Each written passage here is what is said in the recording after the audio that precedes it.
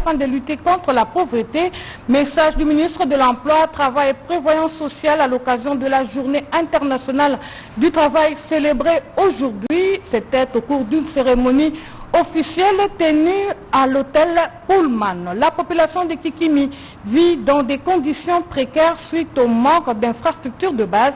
Elle lance ainsi un cri d'alarme au nouveau gouvernement. Mesdames et messieurs, bonsoir et bienvenue aux 20h.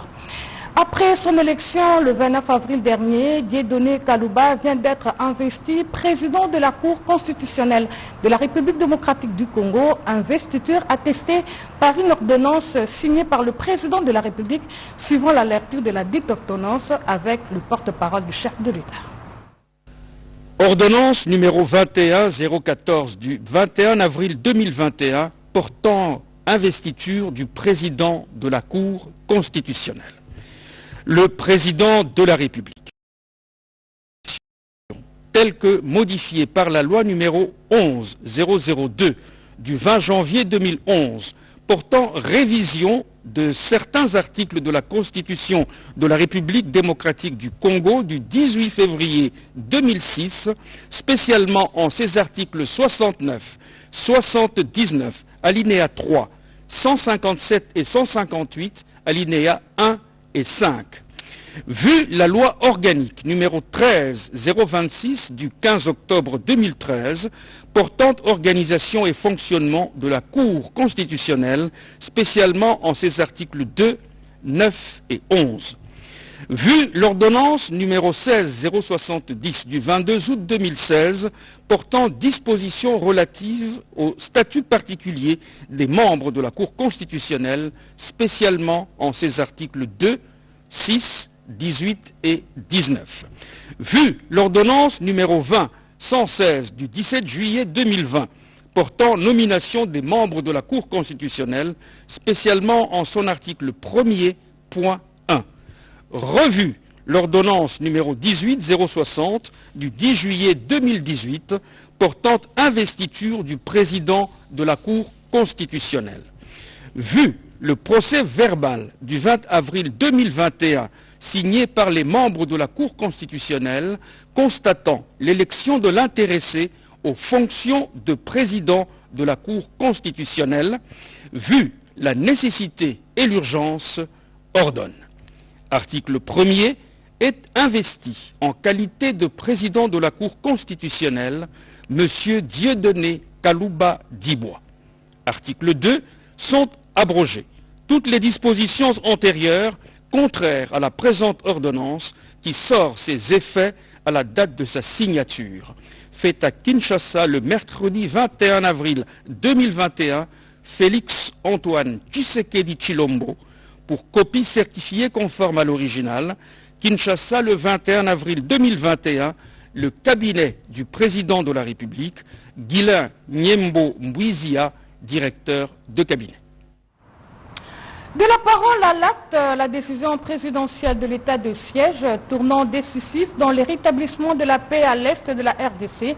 Désormais, la province du Nord Kivu et de l'Ituri sont administrées par des mesures exceptionnelles. Et pour y arriver, le chef de l'État a respecté les étapes prévues par la Constitution. La situation sécuritaire dans les provinces de l'Est de la République démocratique du Congo a toujours été une préoccupation du chef de l'État, Félix Antoine Tshisekedi Tshilombo. Dans toutes ses sorties médiatiques, il n'a cessé de le souligner et les dernières en date restent celles-ci. Je profite de l'occasion pour tordre le cou à toutes ces critiques qui consistent à faire croire faussement que nous n'allons pas ou nous ne réagissons pas à la situation de l'Est. Je demande à tous de bien se tenir parce que notre riposte sera impitoyable et jusqu'à l'éradication totale de cette violence à l'Est. Je ne me lasserai jamais de sensibiliser la communauté internationale à des zones de violence en Afrique et particulièrement dans mon pays, la République démocratique du Congo à l'Est, où il s'est créé maintenant un groupe à tendance islamiste, au discours islamiste et aux méthodes islamistes, et qui sème la terreur auprès de nos populations.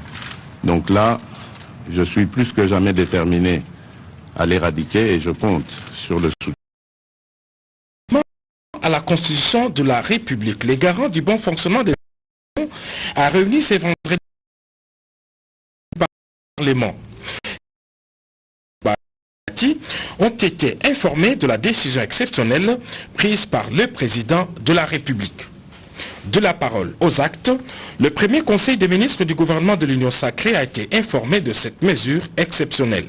Au regard de la gravité de la situation, particulièrement dans certaines provinces de l'Est de la République démocratique du Congo, le président de la République, chef de l'État, commandant suprême de forces armées de la République démocratique du Congo et de la police nationale congolaise, a informé le Conseil des ministres de sa décision de proclamer, conformément à l'article 85 de la Constitution, un état de siège dans les provinces du Nord Kivu et de l'Ituri, et ce après concertation avec le Premier ministre et les deux présidents de chambre du Parlement, Conseil supérieur de la défense entendu.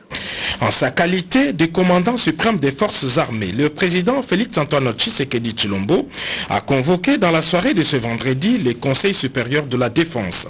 La haute instance sécuritaire de la République démocratique du Congo a entériné à son tour la mesure présidentielle.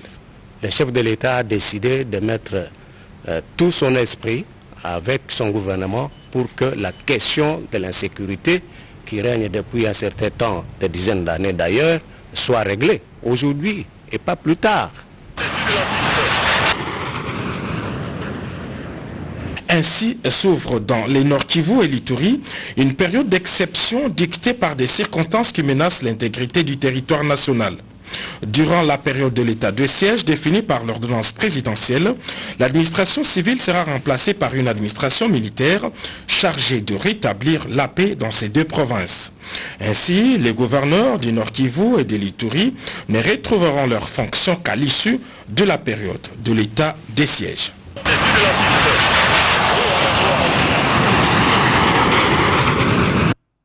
Notez aussi que le chef de l'État, Félix-Antoine Tshisekedi, apporte son soutien à la candidature de Faustin Luanga pour le compte de la RDC au poste du secrétaire exécutif de la communauté pour le développement de l'Afrique australe, SADC. C'était au cours d'une audience lui accordée par le président de la République.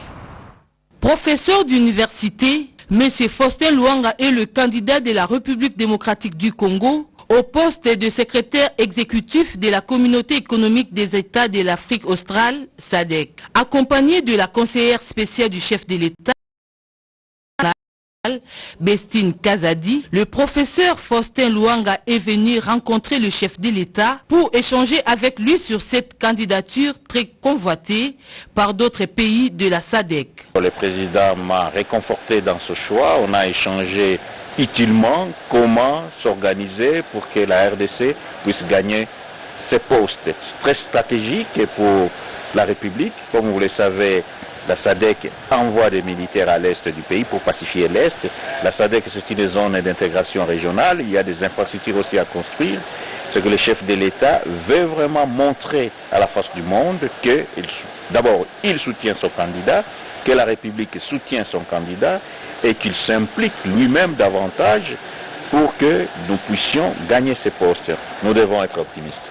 Avec la présidence congolaise de l'Union africaine, l'élection de M. Luanga à la SADC reste un autre succès diplomatique pour le président Félix-Antoine Tshisekedi Tshilombo. Mais il reste une dernière étape à franchir, convaincre les Botswana à retirer sa candidature au profit du Congolais Faustin Luanga. La situation sécuritaire à l'Est, une priorité du gouvernement congolais. C'est ce qui a d'ailleurs justifié la descente du chef du gouvernement à Lubumbashi. Jean-Michel Samalukonde a été reçu par le gouverneur du Haut-Katanga. La journée du 1er mai n'était pas fériée pour les chefs du gouvernement, Jean-Michel Samalukonde Kienge.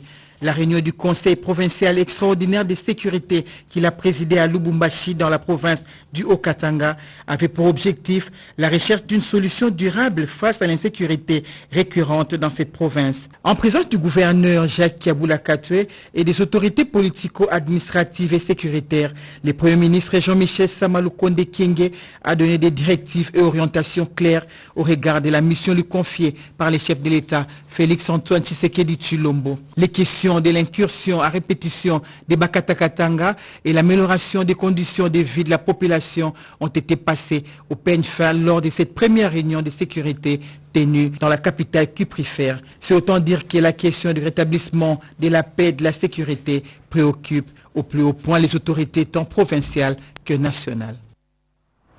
Je le disais tantôt à l'ouverture de ce journal, c'est aujourd'hui que les travailleurs du monde entier célèbrent la Journée internationale du travail. La reconstruction de la RDC passe par un travail décent et une justice sociale pour un développement durable.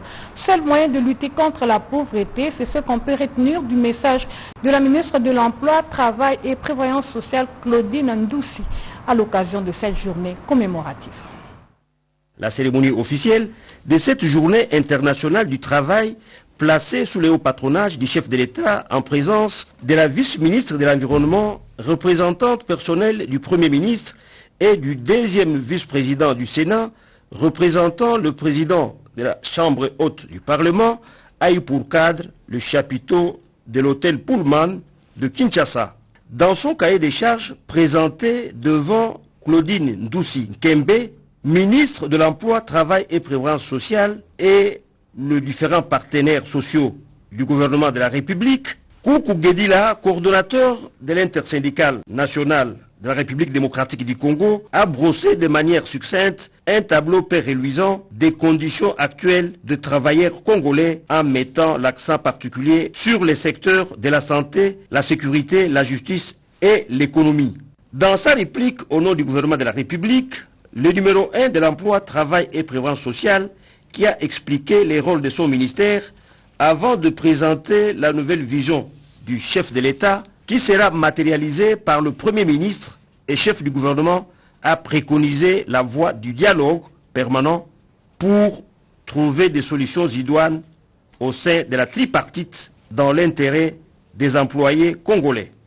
Le travail décent tel que défini par l'Organisation internationale du travail se fonde sur 4 objectifs stratégiques, indissociables, interdépendants et qui se renforcent mutuellement, à savoir l'emploi, le travail, la protection sociale, le dialogue social, le respect des principes tels que l'égalité entre hommes et femmes, la non-discrimination, la quantité et la qualité des emplois.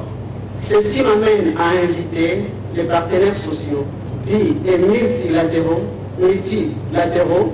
à continuer à accompagner le gouvernement dans la mobilisation des ressources nécessaires pour la mise en œuvre de la politique nationale de l'emploi et de la formation professionnelle déjà approuvée par le décret numéro 18/40 du 24 novembre 2018 portant approbation de la politique nationale de l'emploi et de la formation professionnelle. Claudine Ndoussi a à cette occasion invité les travailleurs et employeurs de la République démocratique du Congo à s'approprier cette nouvelle vision du chef de l'État pour la traduire en action réelle, créatrice d'emplois directs et indirects en vue d'intégrer les hommes, femmes et jeunes dans le processus de la reconstruction du pays.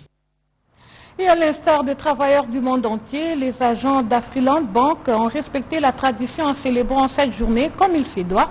Après le Pullman Hotel où s'est tenue la cérémonie officielle, les agents de cette entreprise se sont retirés pour réfléchir sur l'avenir de cette banque, nous dit Sandra Nyangita. Travailleurs congolais, à l'instar des travailleurs du monde entier, ont célébré la journée internationale du travail.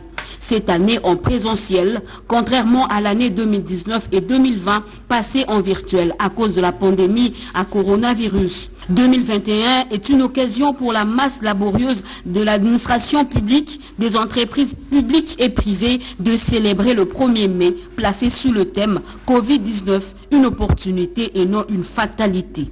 Les travailleurs de Afriland Bank n'ont pas dérobé à la règle. Pour eux, le 1er mai est un moment propice pour briser les glaces et crever l'abcès. L'abcès, c'est le problème des différends qui peuvent avoir entre agents et qui ne doivent en aucun cas freiner l'évolution et le développement de la banque. Au cours de ce forum, les agents, des nouveaux comme des anciens, se sont retrouvés autour du directeur général Souaï Bouabari qui donne ici le sens de cette activité. Nous sommes très heureux et il était question effectivement de redonner également les diverses orientations que nous avons dans notre action par rapport à notre clientèle et par rapport à notre objectif national. Nous devrions gagner dans l'adversité, nous devrions prouver que nous sommes vraiment first. Et c'est ça notre objectif. La MutaFirst, mutualité de la banque, bénéficie le 1er mai de chaque année d'une évaluation. L'objectif est de fédérer l'ensemble du personnel au sein de cette plateforme qui permet au personnel de la Freeland Facebook d'échanger sur les différentes préoccupations auxquelles nous pouvons avoir. Pour rester dans la logique d'un esprit sain dans un corps sain, les agents de Afriland Bank se sont livrés à des exercices physiques. Une partie de football et de basketball pour les hommes, le fitness, danse et nzango pour les mamans. Les agents de cette banque considèrent que la Covid-19 est bel et bien une opportunité. Cette journée du 1er mai est chômée, également payée sur toute l'étendue de la République. Mais ici à la RTNC, les journalistes ont dû travailler pour servir la nation. Nous en sommes la preuve. Il n'y a pas de jours fériés pour les professionnels des médias. Ils sont à l'afflux de l'information tous les jours qui passent. Au ministère de l'Intérieur, par exemple. À la RTNC 1, les journalistes de la rédaction du journal télévisé en français, ainsi que de nombreux techniciens, n'ont pas dérogé à la règle. Sous la conduite du directeur des informations télévisées, Guillaume Kukumamengi Pandji, les chevaliers du micro et de la plume ont, au cours de ces conseils de rédaction, procédé à la construction des journaux télévisés. La chef d'édition, Pati Tondouangou Kizunda, met la dernière main sur ce travail qui regroupe plusieurs intelligences. Un travail d'équipe où rien n'est laissé pour compte. Les monteurs d'images s'assurent de la dernière production à mettre sur l'antenne. Au même titre que les militaires et les policiers, les journalistes n'ont pas de répit quand il faut servir la nation. Quittons le chapitre 1er mai pour parler du ministère des Finances qui tient à la mobilisation de recettes. Et c'est dans ce cadre que le patron de finances en RDC, Nicolas Kazadi, a réuni les régies financières. En initiant cette rencontre avec ses services générateurs des recettes, le ministre des Finances Nicolas Kazadi a voulu d'abord prendre et les inciter à mobiliser encore et davantage de recettes pour permettre à l'exécutif de réaliser ses projets de développement. La DGRAD, Direction Générale de Recettes Administratives et Domaniales, a fait une analyse succincte du comportement du mois d'avril et a planifié le mois de mai et cherché à trouver des niches pour renforcer les caisses de l'État. Le staff de la DGI, la Direction Générale des Impôts, a lui fait son état des lieux devant le ministre Nicolas Kazadi qui a instruit afin que cette régie financière puisse davantage atteindre ses assignations. Enfin, le ministre a conféré avec le directeur général des douanes et assises, la DGDA. Celui-ci a fait la situation de l'entreprise, les attentes et mécanismes pour mobiliser davantage de recettes, passer en revue le pesanteur pour mobiliser les recettes, autant des questions qui ont été débattues entre les deux parties. À l'issue de ce tour d'horizon, le ministre des Finances Nicolas Kazadi a donné des orientations afin que ces régies accroissent davantage les recettes devant donner à l'exécutif congolais le moyen de sa politique. Au chapitre de l'agriculture, parlons de cet atelier sur la présentation de plans d'affaires de jeunes agriculteurs qui a eu lieu aujourd'hui, une initiative du projet d'entrepreneuriat de jeunes agriculteurs, PEJAB en sigle, et c'est en vue de les outiller dans le montage de projets bancables. Ils sont venus des 8 centres d'incubation partenaires des PEJAB, projet d'entrepreneuriat des jeunes dans l'agriculture et l'agro-business. Ces 20 formateurs viennent de renforcer leurs capacités dans la présentation de plans d'affaires des agripreneurs. Objectif, s'imprégner des techniques et s'outiller en vue d'accompagner les jeunes dans la recherche d'idées et de création d'entreprises. Dans l'activité à laquelle vous avez participé est une activité de défense de plans d'affaires. On les initie à le faire pour qu'à leur tour, ils soient à mesure d'accompagner les jeunes sur le terrain. Mais avec la qualité des prestations que nous avons vues, nous sommes rassurés que sur le terrain, dans les différents centres, les jeunes ont suffisamment de compétences au niveau du pays qui peuvent les aider à choisir la meilleure idée d'entreprise. Le coordonnateur national du projet d'assistance technique au projet d'entrepreneuriat des jeunes dans l'agriculture et l'agrobusiness parle de la méthodologie. La formation a commencé par un processus de sélection. À l'issue de cette formation, il y aura un processus de coaching. C'est-à-dire que ces formateurs vont animer leur première session de formation en faveur de jeunes agripreneurs. Et à la fin de ce processus-là, ils vont maintenant être certifiés formateurs en méthodologie germe du BIT. Ces plans d'affaires ont été présentés devant un jury composé d'experts financiers. Question d'adapter le business plan selon les exigences bancaires en vue d'obtenir le financement pour lancer leurs entreprises. L'actualité, c'est aussi l'ouverture des plis pour l'étude de faisabilité de l'aménagement des bitumages de la route nationale numéro 17, tronçon Mongata, Massambio, Bandundu et Bendela. C'était dernièrement en présence du directeur général de l'office de route, Herman Moutima Sakrini, nous dit Bébé Kitutu. Il n'y a plus de doute quant à la connexion entre la ville-province Kinshasa et les provinces de Mai-Ndombe et Kwilu. Le projet d'asphaltage de 280 km sur le tronçon compris entre Mongata, Massiambio, Bandundu-Ville, Bendela connaît à ce jour la première étape importante pour sa connexion. C'est depuis le 26 avril dernier que le coordonnateur du projet BAD à l'office de route a procédé à l'ouverture des plis pour l'étude de faisabilité de l'aménagement et de bitumage sur cet axe. C'était en présence du directeur général de l'office de route Herman Moutima Sakrini que cette cérémonie a eu lieu. Sur les 6 firmes sélectionnées, 4 ont été réceptionnées. Dès l'ouverture de plis, elles seront consultées pour présenter leurs propositions techniques et financières pour la faisabilité de l'aménagement et le bitumage de ce tronçon de 280 km sur la RN 17. Ce projet, qui sera financé par la Banque africaine de développement, entre dans le cadre des instructions données par le chef de l'État, Félix Antoine Tshisekedi Tshilombo, quant à la modernisation des réseaux routiers. La prochaine étape de ce projet consiste à la signature du contrat avec le bureau d'études qui répondra aux exigences de l'office de route. Et dans le même registre, parlant de l'état des délabrements avancés de la nationale numéro 1 dans la province du Lualaba, qui a d'ailleurs fait l'objet d'une question des infrastructures, c'était par l'Assemblée provinciale qui estime que l'enclavement de la province est un véritable casse-tête. Le ministre provincial des infrastructures, Norbert Mbangu Mwangal, s'est présenté là-bas.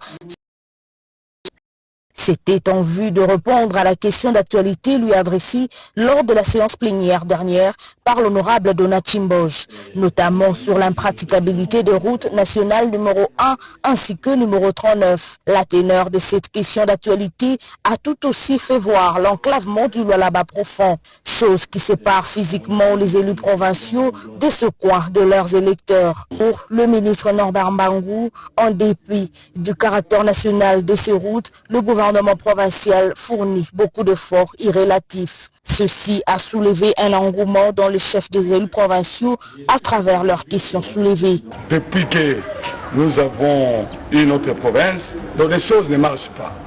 La route qui va vers Bilolo, Sandoa, Kapanga. Jusqu'aujourd'hui, nos compatriotes souffrent. Quand vous prenez la route qui va vers RN1, Lubudi, nos compatriotes souffrent. Ça fait autant d'années que nous faisons, nous revenons sur les mêmes questions. C'est comme ça que vous avez compris aujourd'hui, ce n'était pas facile. Les députés disent, nous ne sommes pas d'accord avec ce gouvernement. Cette problématique doit être traitée avec minutie, a conclu l'honorable président Louis Kamoni Tumbu. Lutte contre la criminalité et l'insécurité dans la ville de Kinshasa, le bourgmestre et leurs adjoints ont été remis en formation. Le gouverneur Jean-Tiningo Bilambaka a tenu à faire de les OPJ à compétence générale.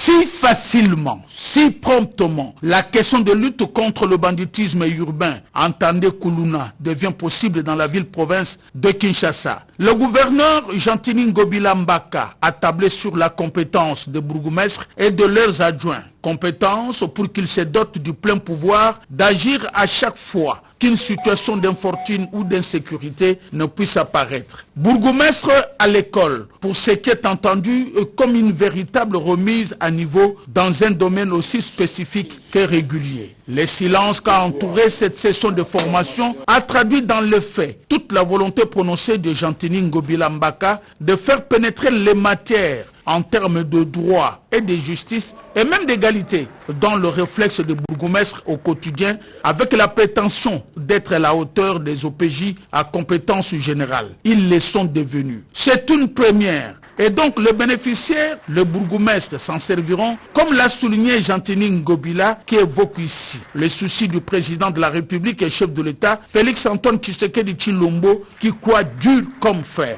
de la transformation de l'homme congolais dans une société où règne la justice, le droit et surtout le respect des droits. Les bourgmestres de Kinshasa ainsi que leurs adjoints sont au centre de ce combat, de cette lutte-là contre l'anticorruption. Alors pour ce faire, nous avons approché l'Institut national de formation judiciaire afin de doter à nos bourgmestres ainsi que leurs adjoints la qualité de l'officier de police judiciaire à compétence générale.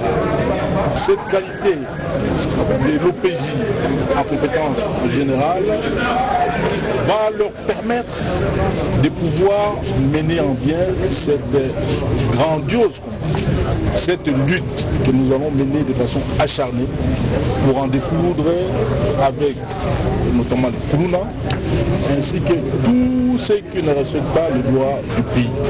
Les premiers qui seront dans les viseurs, ce sont les bourgmestres eux-mêmes, qui doivent prêcher par l'exemple, les bons exemples. Les communs des mortels, les Kinois donc, se serviront comme modèle d'une leçon. Les inciviques, ils auront affaire aux bourgmestres et donc on connaît la suite. Cap vers la commune de Kimbanseke, précisément dans le quartier Kikimi, qui est totalement enclavé suite au manque d'infrastructures de base. La population de ce quartier fonde son espoir sur le gouvernement nouvellement installé pour l'amélioration des conditions de vie. On ne reviendra jamais assez sur la problématique de l'aménagement de certaines parties de Kinshasa sans passer à l'essentiel, c'est-à-dire un plan urbanistique. La non prise en compte de ces préalables conduit trop souvent à des situations catastrophiques. Pas de route, pas d'eau et de courant, bref, pas d'infrastructure de base. C'est malheureusement l'image qu'affiche le quartier Kikimi dans la commune de Kimbanseke, d'où la pertinence de ce cri d'alarme en direction du gouvernement Samalou Kondé.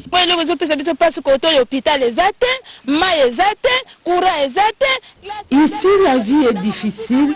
Nous manquons d'eau, l'électricité et les infrastructures scolaires pour nos enfants.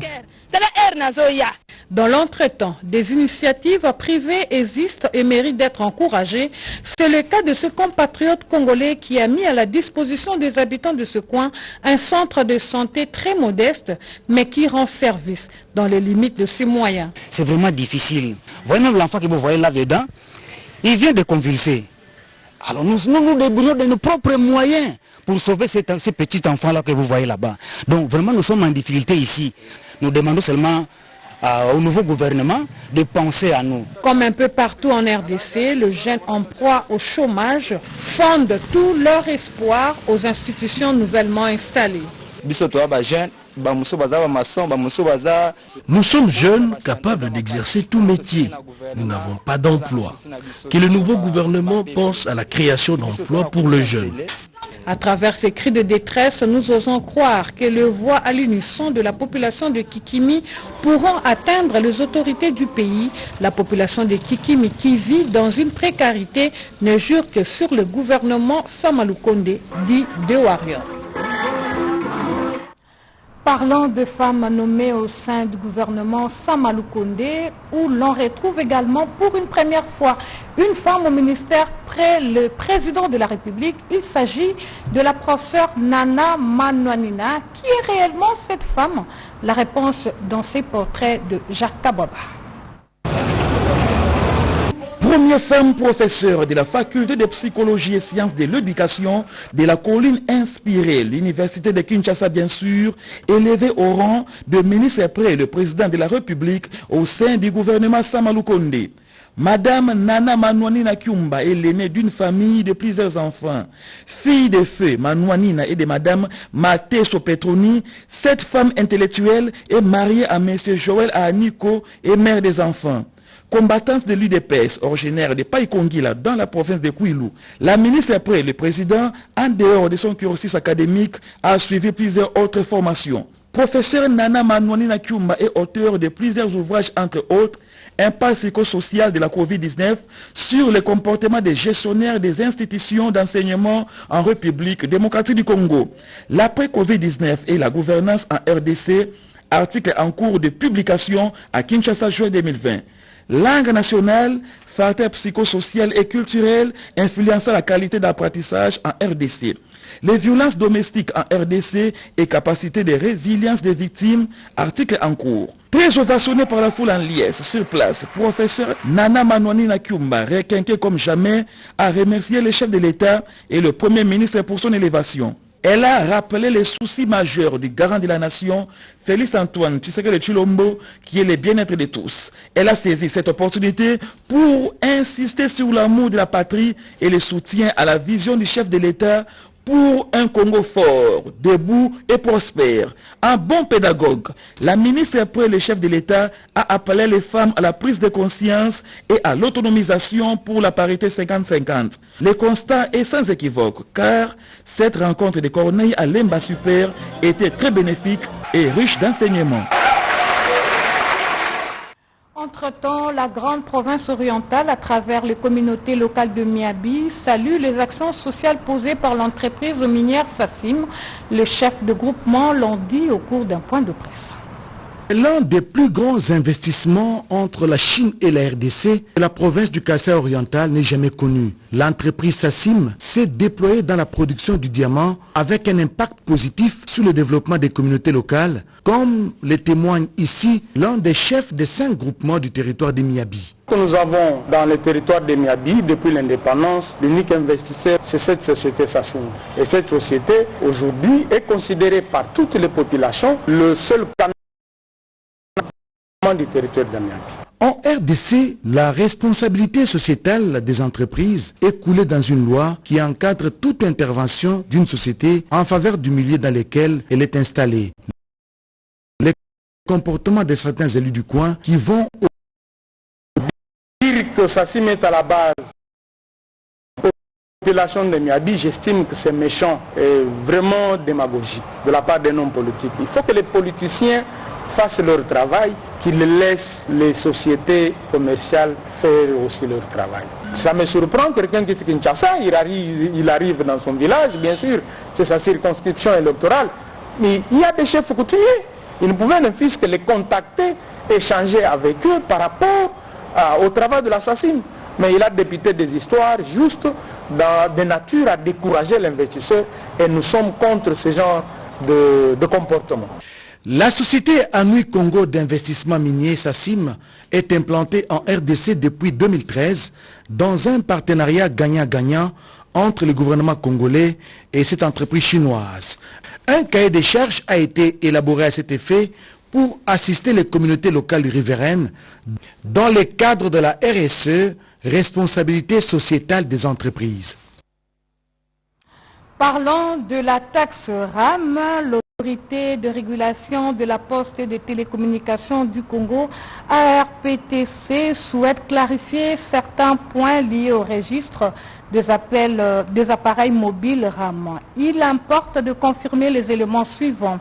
Aucun appareil mobile se trouvant sur le territoire national n'a été bloqué par l'ARPTC ou le RAM qui laisse tous les utilisateurs d'appareils mobiles en RDC libres d'utiliser pleinement leurs appareils. Aucun transfert de monnaie électronique n'a été interrompu par la RPTC ou le RAM. L'Internet mobile activé reste pleinement disponible. Quelques problèmes d'activation de forfait ou d'unité ont été observés sur certains numéros d'un opérateur en particulier qui prend en ce moment toutes les dispositions pour revenir très rapidement à la normale. Nous rappelons à la population que le RAM est avant tout une initiative au bénéfice des Congolais et aux bienfaits divers pour les utilisateurs d'appareils.